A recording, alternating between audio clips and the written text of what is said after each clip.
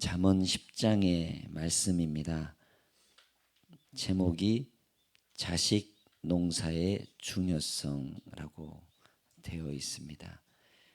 자녀들을 키우고 양육함에 있어서 하나님의 말씀은 너무나 소중합니다.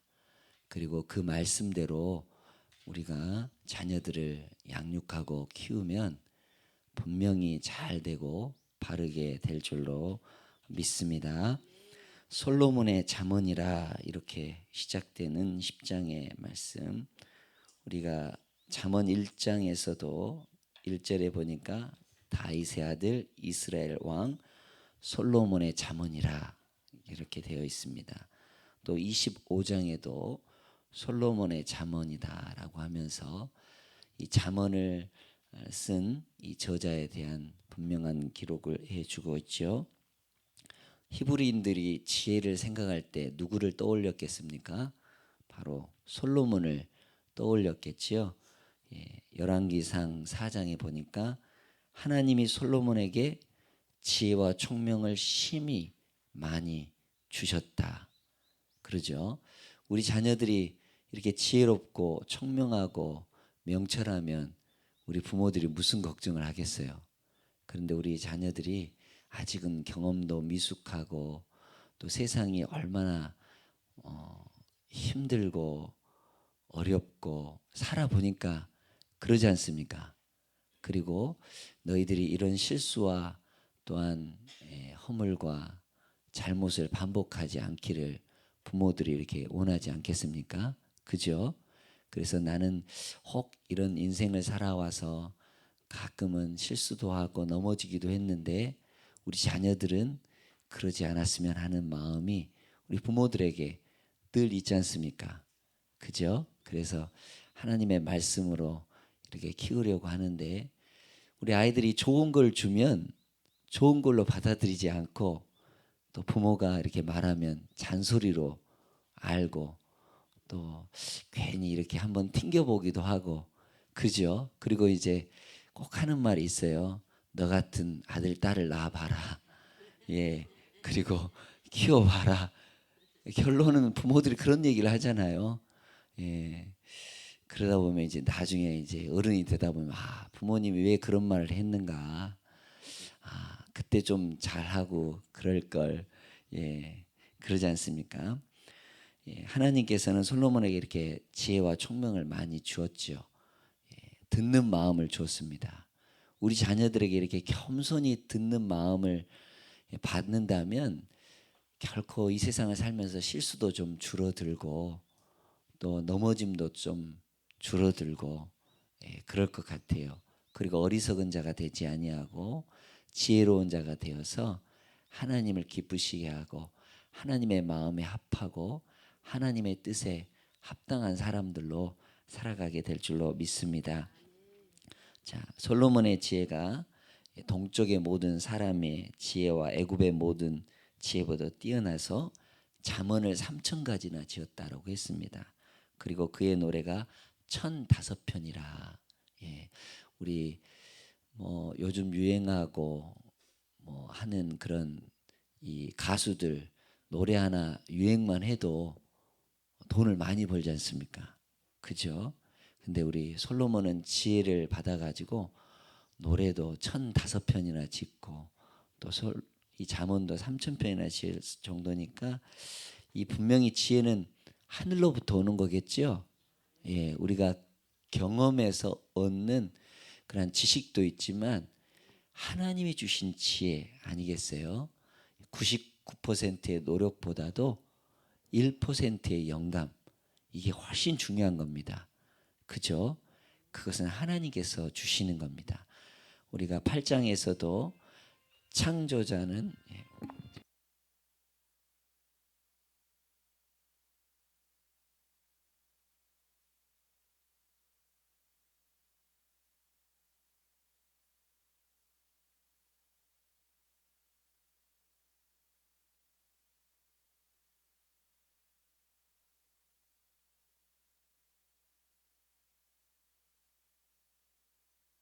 목사님 걱정이 많이 되셨던 것 같습니다. 예. 그래서 하나님으로부터 오는 지혜.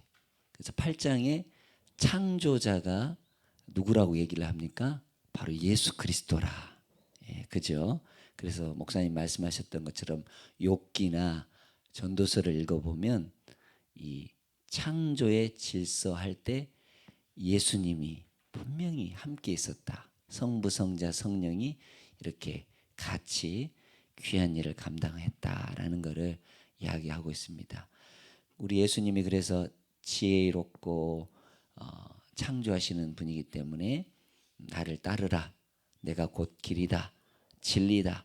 생명이다. 그러지 않습니까? 우리 예수님은 지혜롭고 또 은혜가 충족하여 어려서부터 그런 하나님의 충만함이 있었지 않습니까? 예, 그래 우리 자녀들이 이렇게 예수님을 닮아가면 좋겠고요. 그런 솔로몬의 지혜입니다. 그러면서 여기서는 두 가지로 나오고 있지요. 지혜로운 아들과 미련한 아들.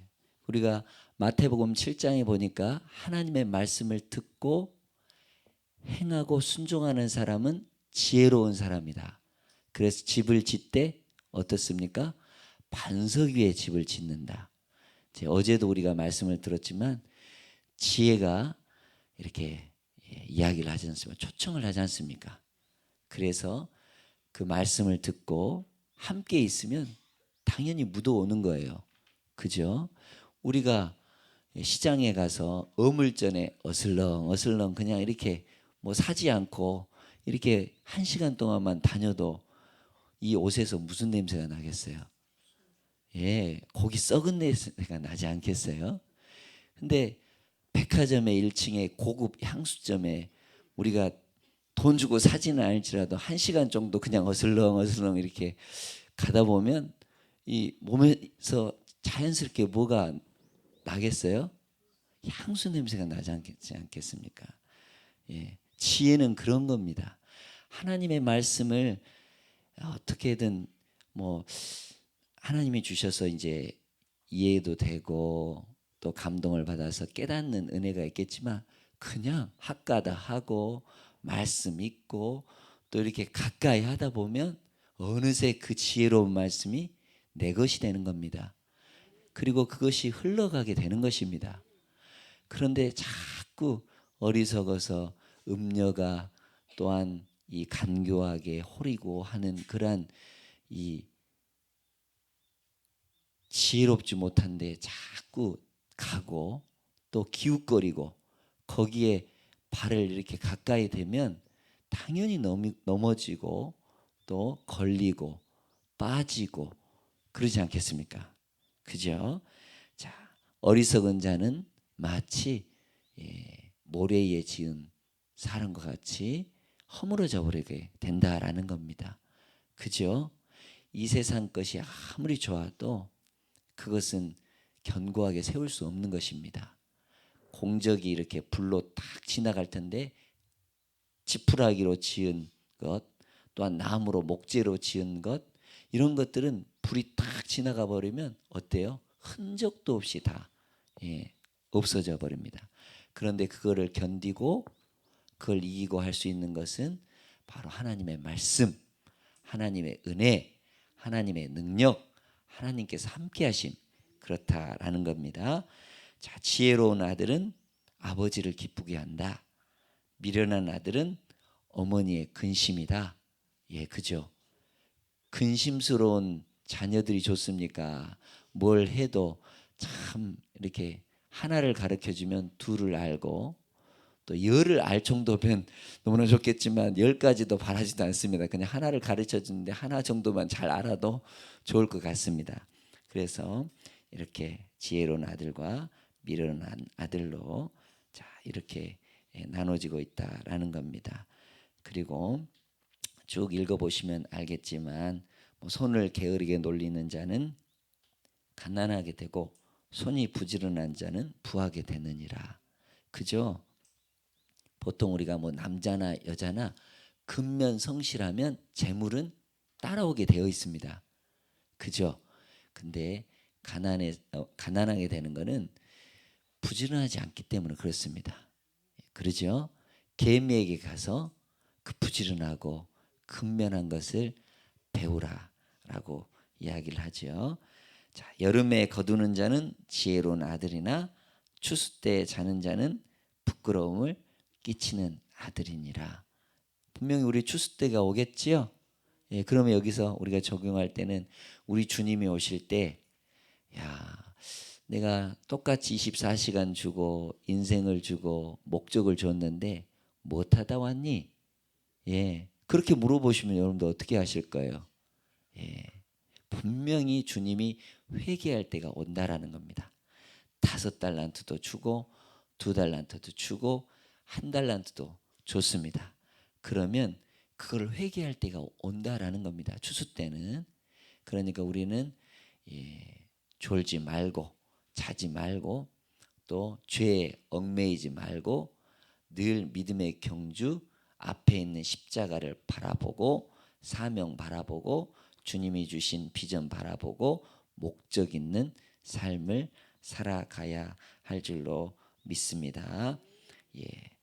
자, 의인의 머리에는 복이 임하나니 악인의 입은 독을 머금었느니라. 예. 잠언은 계속해서 의로운 사람에게는 영화로운 관, 면류관을 씌워 주신다고 했고, 예, 목에 장식이 되고 그런다고 했지요. 예, 그렇습니다. 우리가 지혜로우면 하나님의 말씀을 따르면 이렇게 하나님으로부터 존귀 여김을 받게 된다라는 겁니다. 그리고 당연히 하나님이 존귀롭게 하니까 사람도 그 사람을 무시하지 못한다는 겁니다. 아, 저 사람은 하나님의 사람이다. 저 사람은 하나님이 함께 하신다. 요셉이 그랬지 않습니까? 예, 요셉이 감옥에서도 형통하게 되었고 어디에 가든지 하나님이 형통하게 해 주신다는 것입니다. 우리의 길이 넘어지지 않으려면, 우리의 길이 어려움을 당하지 않으려면 주의 말씀이 내 발의 등이고 내 길에 빛이 되면 절대 혼란하지 않다라는 겁니다. 이런 결정을 내야 되고 저런 결정을 해야 되고 하는, 또 우리가 기로에 있을 때 어떻게 보면 우리 인생에 있어 중요한 결정을 해야 될 때가 있지 않습니까? 그때 내 힘대로, 내 지혜대로, 내 생각대로, 내 지식대로 하다 보면 그것이 맞을 수도 있고 틀릴 수도 있습니다. 그러면 그 결정에 대한 이 결과는 누가 책임을 져야 되나요? 그렇죠. 본인이 책임져야 돼요. 그런데 하나님께 맡기고 결정을 했다. 그러면 누가 책임지시겠습니까? 하나님이 책임지십니다. 그러니까 책임질 일은 내가 하지 않으면 되겠고 하나님께 맡기면 되는 겁니다. 그러면 하나님은 다 아름답게 하시고 복되게 하시고 열매 있게 하시고 풍성하게 하시고 생명을 주시고 은혜를 주시는 거 아니겠습니까? 그죠? 우리 하나님은 지혜로우셔서 이렇게 우리의 모든 길을 아시고 우리가 가보지 못한 길, 또한 우리가 내다보지 못한 것까지도 훤히 내다보시는, 처음이요 마지막이요 끝까지 함께 하시는 분이시라는 사실을 우리는 기억해야 될 줄로 믿습니다. 보니까 여기서 말씀을 보니까 특별히 지혜롭고 의로운 사람은 입에 있어서 복됩니다.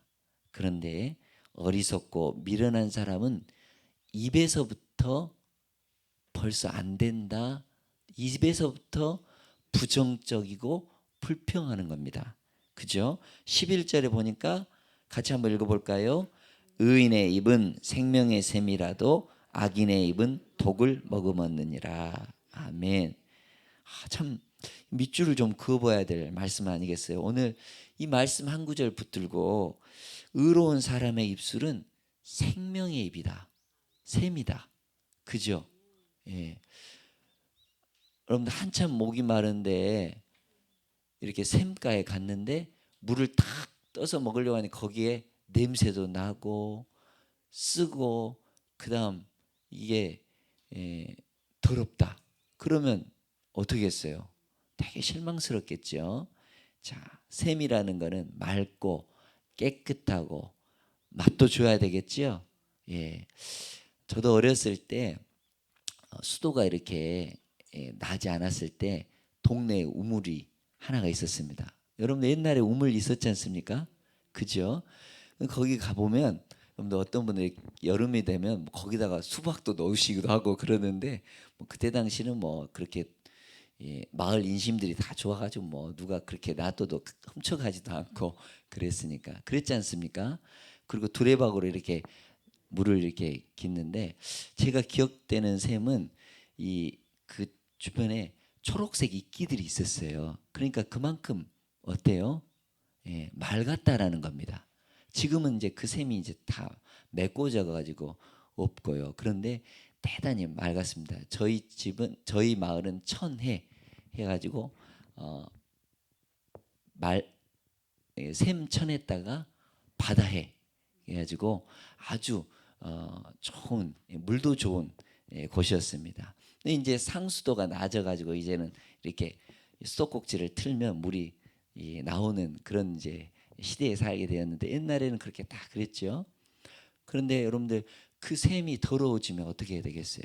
동네 사람도 다 못 먹고 이 전염병 걸리고 그러지 않습니까? 물을 잘못 먹으면 그죠? 외국에 가면 물을 잘못 먹으면 배탈이 나죠. 예, 그런 것처럼 마치 의로운 이 사람의 말은 생명의 샘이다. 그죠? 우리 예수님도 생수, 내 배에서 생수가 흘러나온다. 예, 그렇습니다. 우리가 말을 하더라도 생명을 주고 말을 하더라도 긍정을 주고 말을 하더라도 넘어질 것 같은 사람을 일으켜 세워주고 말을 하더라도 거의 죽어가는 사람에게 정말 살리는 말을 된다, 할 수 있다. 예수님에게는 생명이다. 그러면서 위로를 주고 그러죠. 예. 자, 그런데 미련한 자 악인의 입은 뭘래요? 독을 머금었다. 얼마나 쓰면 독이라는 것은 어떻습니까? 죽이는 거 아닙니까? 예. 여러분들 부부가 또 부모가 자녀에게 우리 친구들 가운데 이렇게 좋은 말을 해줘야 되는데 저 애들하고 이렇게 운동을 이렇게 가서 이렇게 보니까 중학교 애들이 둘이서 배드민턴을 이렇게 둘이 치더라고요. 그런데 한 10분 정도 있는데 우리 애들하고 도저히 거기서 있을 수가 없어서 나왔습니다. 애들이 배드민턴 치면서 욕을 하는데 왔다 갔다 이렇게 치지 않습니까? 근데 그 순간에도 욕을 막 엄청나게 하는 거예요. 뭐 제가 알지도 못하는 욕을 막. 그래가지고 야, 중학교 애들이 언어가 이런가? 전 깜짝 놀랐습니다. 제가 중학교 다닐 때만 해도 그런 욕은 안 했는데 치면서 보니까 한 번 치면서 욕을 하고 저쪽에 치면서 욕을 하고 이쪽을 치면서 욕을 하고 욕을 하는데 도저히 거기가 있을 수가 없어서 애들하고 같이 이건 교육이 안 돼서 요새 애들이 그런가요? 그래요? 욕 안 하면 망다 됩니까? 언어가 그러니까 욕입니까? 이거 심각한 거 아니겠습니까? 예, 우리 아이들 이거 비전도 없고 꿈도 없고 그다음 정말 이렇게 사회가 가면 갈수록요 고등학교, 대학교 가다 보면 더 사회는 여러분들 대학생들이 요새 우리나라를 표현을 뭘로 해요? 조선인데 무슨 조선이라고 합니까? 헬조선, 지옥조선. 조선도 나쁜 말 아니지 않겠습니까? 근데 헬조선, 지옥조선. 야, 뭐 가망성도 없고 희망도 없고 꿈도 없고 그러다 보니까 자꾸 이렇게 말도 그렇고 마음도 그렇고 그렇습니다. 그런데 거기에 유일한 희망이 있다면 저는 예수 그리스도. 할렐루야. 우리 자녀들이 예수님 만나면 독은 뭘로 빼야 돼요? 독은 뭘로 빼야 됩니까? 독으로 빼야 되죠. 그죠? 그래서 중독돼야 되는데 저는 누구에게 중독되면 이 독이 다 빠진다? 예수로. 그죠? 예수만큼 강력한 생명을 주는 은혜가 어디가 있겠습니까? 그죠? 세상을 자꾸 빠지고 세상으로 자꾸 가면 그건 죽는 길이죠. 그러나 예수님께 빠지면 삽니다. 할렐루야. 예, 그렇습니다. 미련한 사람들은 말부터가 남을 죽이고 그렇다라는 겁니다. 예. 그런데 악인의 이름은 썩게 되고 기념이 되지 않습니다. 누가 악한 자의 이름을 그렇게 좋아하겠어요? 예. 이 세상에서 남들 위해서 헌신하고 또 주를 위해서 살아가는 사람들을 우리는 기억하고 기념하는 거 아니겠습니까? 그죠? 그런데 우리 자녀들이 지혜로운 자로서 하나님께 영광 돌리기를 원하십니까? 그렇다면 하나님의 말씀을 더 가까이 하시고 하나님 말씀으로 교훈하시고 하나님 말씀으로 늘 이렇게 젖어 있도록 우리 부모님들이 그냥 옆에서라도 도와주셨으면 좋겠습니다. 세상은 그렇지만 세상은 우리에게 희망을 주지 못하지만 우리 예수님에게 희망이 있다. 예수님에게 오면 생명이 있다. 그건 우리 어른들이 해야 할 저는 몫이라고 생각합니다. 그죠? 어른들이 망쳐놓은 세상이라고 할지라도 우리 주님은 그 오염된 곳에 오셔가지고 변화시키고 또 밝게 해주시고 희망을 주시고 구원해 주시고 그지요? 그렇습니다. 예. 오늘 이 말씀을 보면서 지혜로운 사람들은 정말 지혜로운 말을 하고 그렇다. 그러면서 야고보서 2장 11절을 보니까 한 입에서 찬송과 저주가 나오는도다. 그죠? 그런데 샘이 어찌 한 구멍에서 단물과 쓴물을 낼 수 있느냐? 예. 우리의 언어부터 우리의 말부터 정화하고 하나님의 말씀으로 그 말이 어떻게 됩니까?